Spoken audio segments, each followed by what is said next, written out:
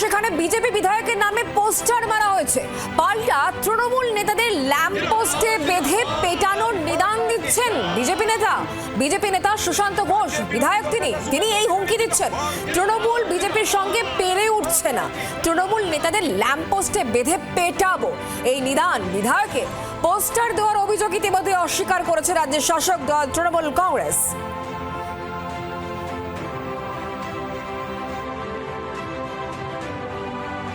তৃণমূল কংগ্রেস আমাদের সাথে পেরে উঠছে না। 4 জন বিজেপি বিধায়কের নামে কুরুচিকর মন্তব্য পোস্টার করে সাটা হচ্ছে।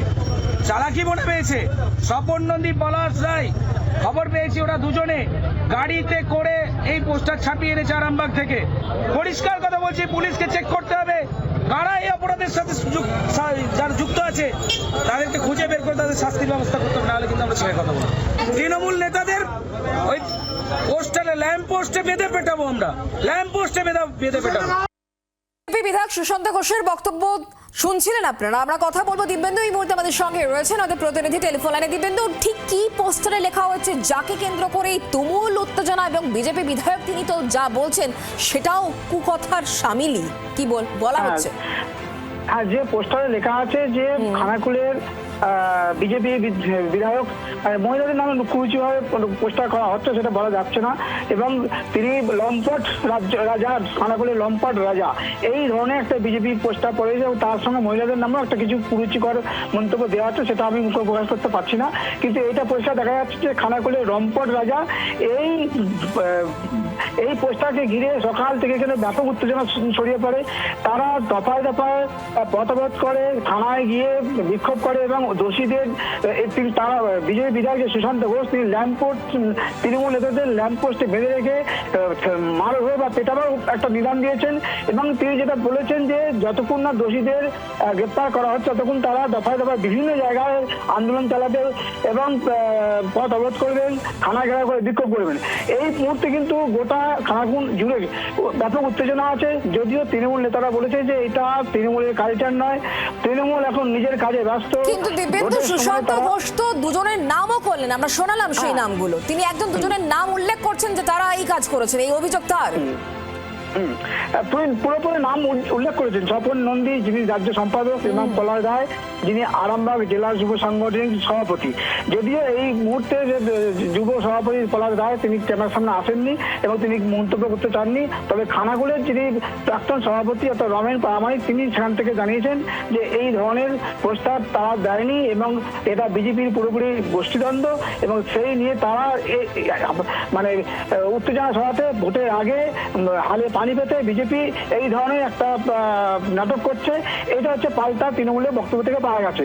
কিন্তু যে বক্তব্য শুনে যে পোস্টারের বিরুদ্ধে সুশান্ত ঘোষ মেজাজ হারিয়ে তিনি ধরে তৃণমূল নেতাদের ল্যাম্পপোস্টে বেঁধে পেটাবো এই যে নিদান দিয়েছে, এতে কিন্তু অত্যন্ত গুরুত্বপূর্ণ, এটি তাৎপর্য বিষয় এবং রাজনৈতিকভাবে একটা উত্তেজনাপূর্ণকর মন্তব্য। উত্তেজনা যথেষ্ট রয়েছে, বুঝতেই পারছি। দিব্যেন্দু, তুমি আমাদের সঙ্গে থাকো। সুশান্ত ঘোষ বিধায়ক যার নামে পোস্টার পড়েছে, যাকে কেন্দ্র করে এত উত্তেজনা, সুশান্ত ঘোষ বিধায়ক, তার বক্তব্য কি আরো একবার শোনাবো? তৃণমূল কংগ্রেস আমাদের সাথে পেরে উঠছে না। 4 জন বিজেপি বিধায়কের নামে কুরুচিকর মন্তব্য পোস্টার করে সাটা হচ্ছে। চালাকি মনে পেয়েছে স্বপন নন্দী, পলাশ রায়, খবর পেয়েছি ওরা দুজনে গাড়িতে করে এই পোস্টার ছাপিয়ে এনেছে আরামবাগ থেকে। পরিষ্কার কথা বলছি, পুলিশকে চেক করতে হবে কারা এই অপরাধের সাথে যারা যুক্ত আছে তাদেরকে খুঁজে বের করে তাদের শাস্তির ব্যবস্থা করতে হবে, নাহলে কিন্তু আমরা ছেড়ে কথা বলবো। তৃণমূল নেতাদের ওই পোস্টারে ল্যাম্প পোস্টে বেঁধে পেটাবো, আমরা ল্যাম্প পোস্টে বেঁধে পেটাবো। বিজেপি বিধায়কের বক্তব্য শুনলেন স্থানীয় তৃণমূল নেতৃত্ব, তাদের কি বক্তব্য, তারা কি বলছেন শুনুন।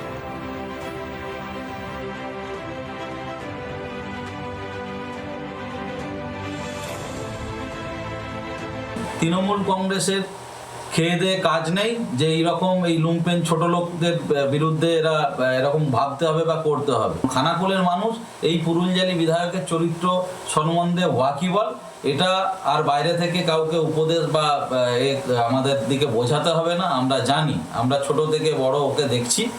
আর এত নিম্নমানের রাজনীতি করে, নিজের বাচ্চা 10 বছরের মেয়েকে নিয়েও যে রাজনীতি করে, তার কাছ থেকে এইটুকুই আশা করা যায়, এটা গোষ্ঠীদ্বন্দ্বের ফল। ইঞ্চিতে ইঞ্চিতে বুঝে নেবো এবং প্রতিটা বুথে বলে বলে হারাবো। বাংলার আওয়াজ, বাঙালির আবেগ, জি 24 ঘন্টা।